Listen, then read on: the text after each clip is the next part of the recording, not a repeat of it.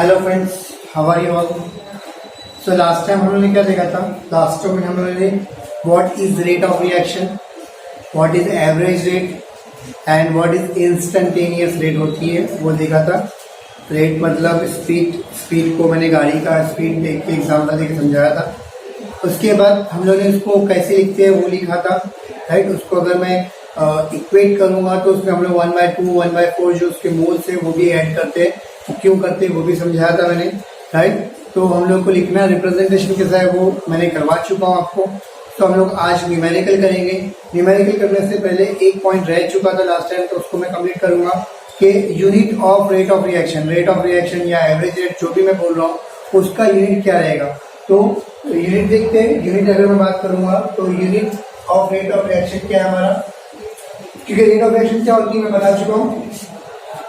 Concentration, change in concentration upon change in time, right. Concentration कुछ भी हो सकता है, रिएक्टेंट कंज्यूम हो रहा है कितना वो, और या फिर कितना प्रोडक्ट बन रहा है वो हो सकता है। अगर एट द एंड कॉन्सेंट्रेशन की बात करना है तो what is the unit of concentration. Concentration की यूनिट क्या होती है?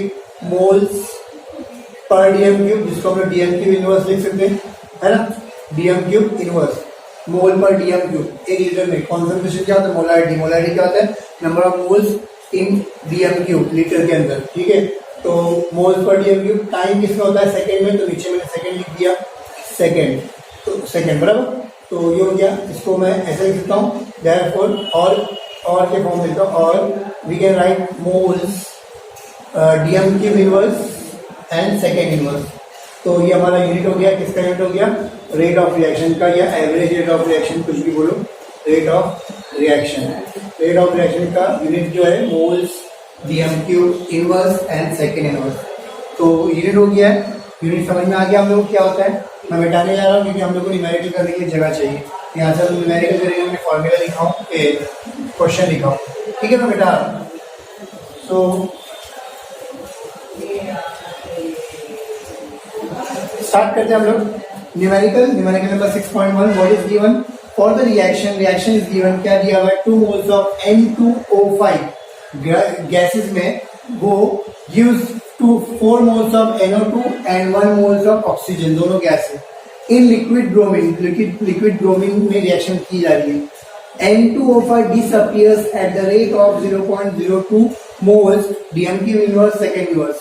0.02 के moles per DMQ inverse second inverse से रेट से ये क्या हो रहा है? N2O5 डिसअपियर हो रहा है। At what rate NO2 and O2 are form, मतलब NO2 और O2 किस रेट से फॉर्म होंगे वो पता करना है। And what will be the rate of reaction, rate of reaction क्या रहेंगी हम लोग को पता करना है। रेट ऑफ रिएक्शन क्या रहेगी हम लोग को पता करना है। तो यहाँ पर हम लोग पता करते हैं, देखते हैं। तो क्या दिया है? ये दिया हुआ है कि डिसअपियर को हम लोग माइनस से दिखा दें, और हम लोग उसका रिएक्शन कैसे लिखते हैं? हम लोग डिसअपियर को क्या लिखते हैं कि concentration, change in concentration, change को हम लोग D small D, right, D N2O5 concentration upon dt, ये मैं सिखा चुका, राइट। ये लिखेंगे, और कितना दिया है उसकी वैल्यू? 0.02 ये दिया हुआ है, इट इज गिवन, बराबर। ये दिया हुआ है।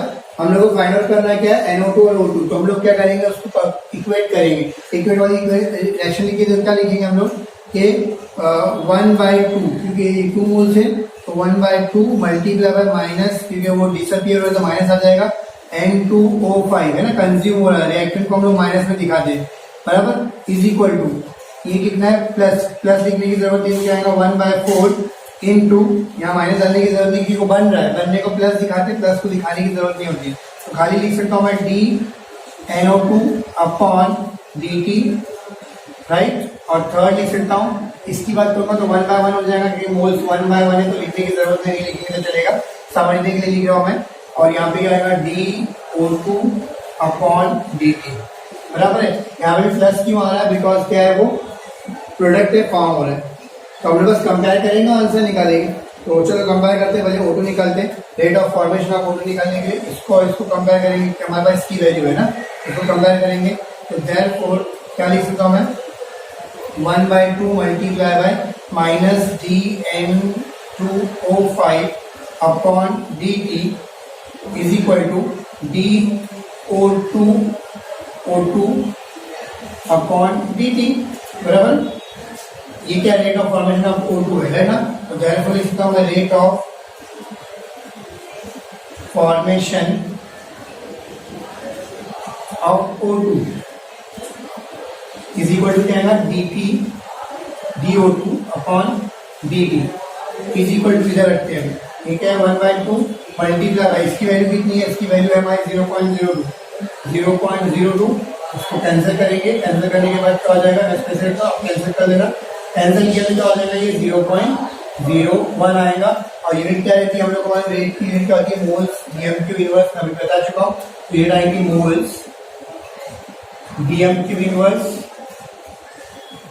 और सेकेंड इनवर्स, ठीक है। ये हो गया हमारा rate of formation of O2, simple, एकदम सिंपल है। अगेन मेरे को rate of formation of NO2 निकालना है, तो मैं इन दोनों को इक्वेट करूंगा, करते हैं हम लोग। यहाँ पर 1/2 multiply by minus dN2O5 upon dt gives what 1/4 into dNO2 upon dt, बराबर, ये इक्वेट करना है मेरे को, बस सिंपल। इसकी वैल्यू मेरे पास है तो क्या आएगा 1/2 इंटू इसकी वैल्यू है 0.02, ये 4 को उधर लेके जाता हूँ मैं, उधर लेके जाता हूँ तो ये 4/2 हो जाएगा, is equal to NO2 upon dt। Therefore ये क्या है, rate of formation of NO2 है, तो लिख सकता हूँ रेट ऑफ फॉर्मेशन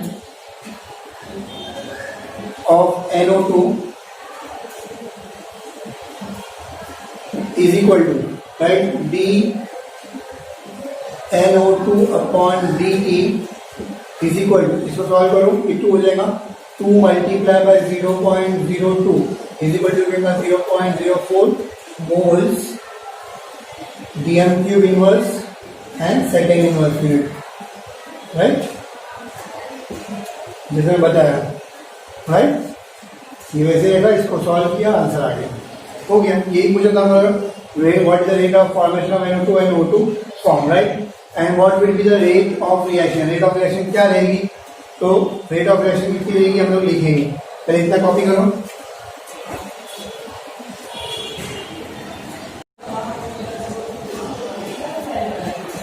और रेट ऑफ रिएक्शन लिखने बोले हम लोग को, तो rate of reaction, right, is equal to क्या हो जाएगा हमारा, रेट ऑफ रिएक्शन में क्या हो जाएगा, तो अब वही इक्वेट करना है, इसी को रेट ऑफ रिएक्शन बोलते हैं, तो 1/2 multiply by minus dN2O5 upon dt 1/4 into dN2 upon dt is equal to, ये 1/1 नहीं लिखा हूँ, उसमें डायरेक्टली लिखा हूँ dO2 अपॉन dt, राइट, और dO2 क्या है, कुछ नहीं है, इसलिए dO2 की वैल्यू इसका है, dO2 की वैल्यू कितनी है 0.01 मोल्स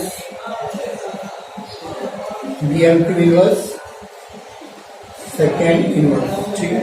ये हमारा रेट ऑफ रिएक्शन है, ठीक है, राइट इट डाउन फास्ट।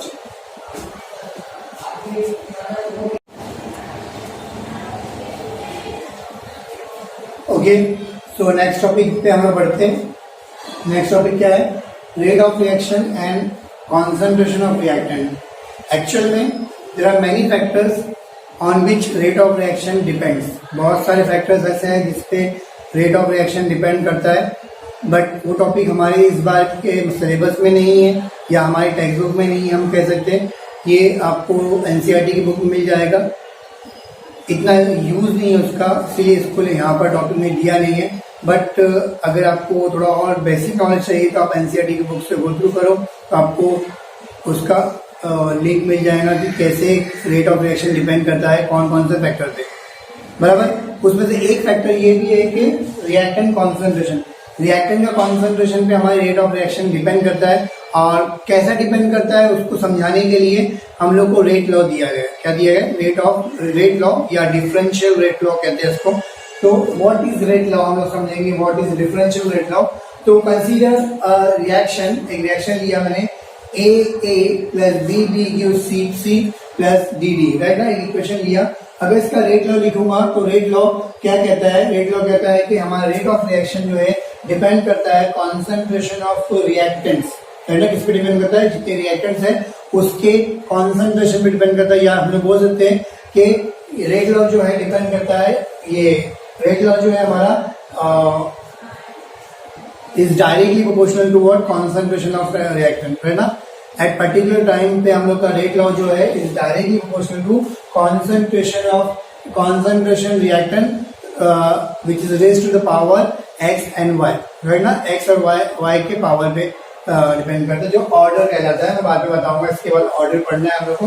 तो रेट लॉ इज क्या है हमारा, what is rate law, rate of the reaction is directly proportional to concentration of reactant with the which is directly rate law is directly proportional to concentration of reactant with which is raised to the power x and y, right ना। now what is x and y, अगर हम लोग देखेंगे तो x and y जो है एक experimental value है, कोई वैल्यू नहीं है यहाँ पे मेंशन मैं इसलिए किया हूँ, ये बुक में नहीं है, मैंने मेंशन किया हूँ। बच्चे कंफ्यूज होते हैं, ये x क्या है, इसका जो हमने नॉर्मल सीखते क्या है, आगे जो नंबर ऑफ मोल्स होते हैं उसको हम लोग पावर में डालते हैं। तो नंबर ऑफ मोल्स तो बच्चे क्या समझते हैं, यहाँ पे जो दिया हुआ वो पावर में आएगा, यहाँ पे जो दिया वो पावर में आएगा।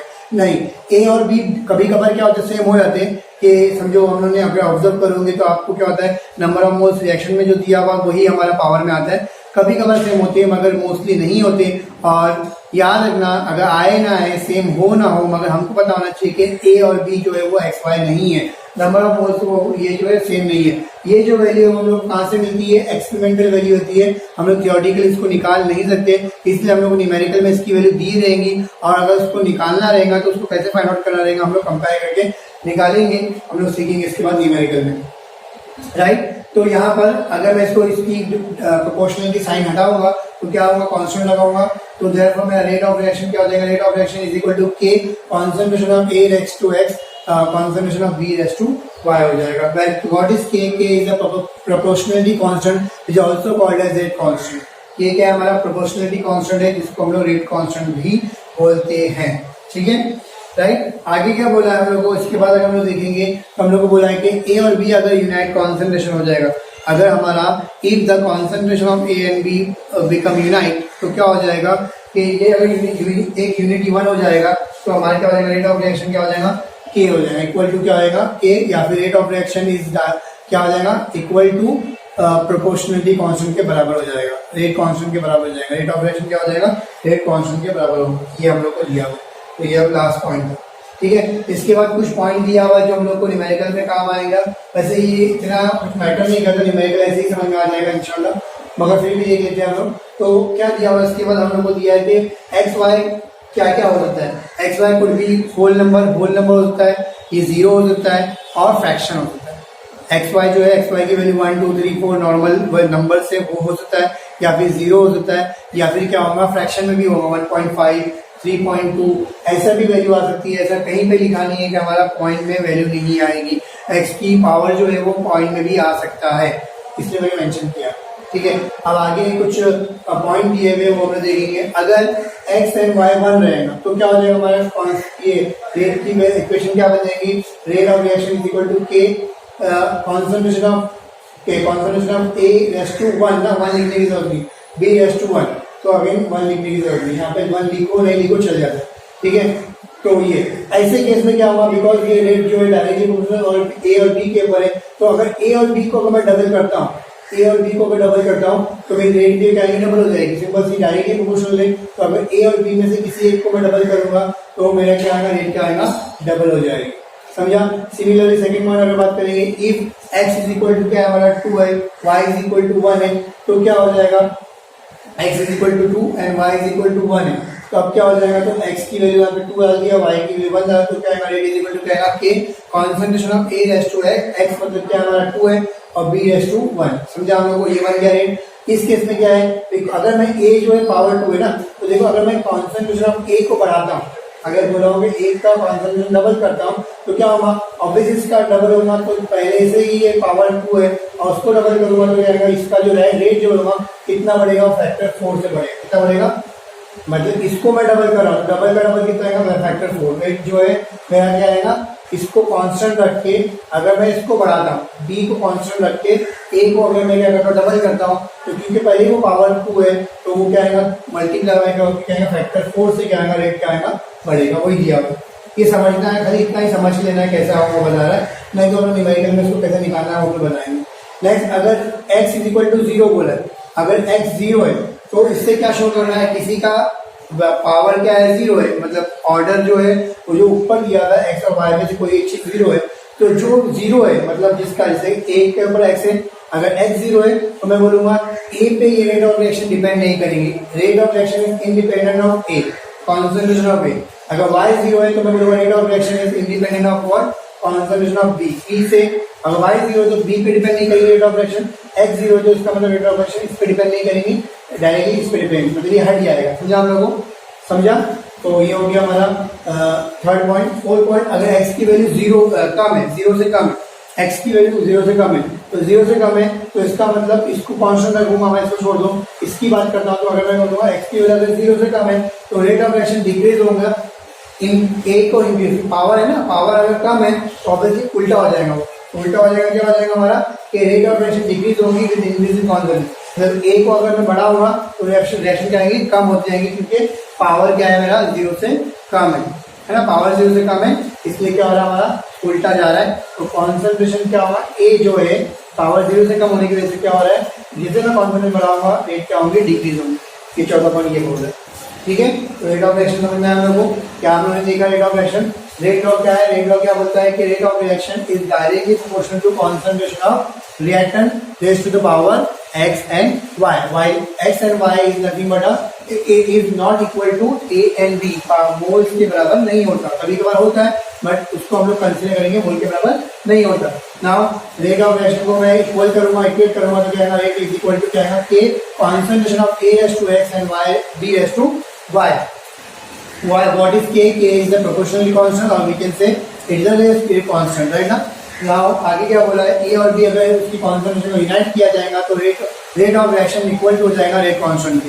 उसके बाद 4 पॉइंट दिया हुआ तो मैं समझा चुका हूँ। याद रखना x और y हमेशा क्या आएगा, होल नंबर होते या फिर 0 होते या फ्रैक्शन, कुछ भी हो सकते हैं, राइट। x और y की वैल्यू हम लोग डायरेक्टली देख के नहीं निकाल सकते, ये एक एक्सपेरिमेंटल वैल्यू है, उसको हम लोग एक्सपेरिमेंट के जरिए ही मिलेगा, न्यूमेरिकल में दिया रहेगा, और अगर नहीं भी दिया है तो कैसे निकालना है उसको हम लोग अगली बार न्यूमेरिकल में करेंगे, है ना। नेक्स्ट टाइम जब हम लोग करेंगे न्यूमेरिकल तो उस टाइम हम लोग numerical next time rate of reaction का जो है न्यूमेरिकल करेंगे। आपको क्या चाहिए, नेक्स्ट टाइम जब आएंगे तो ये वीडियो देख के आएंगे, ताकि इसका बेस यूज करके हम लोग क्या करेंगे, न्यूमेरिकल करेंगे रेट लॉ के ऊपर।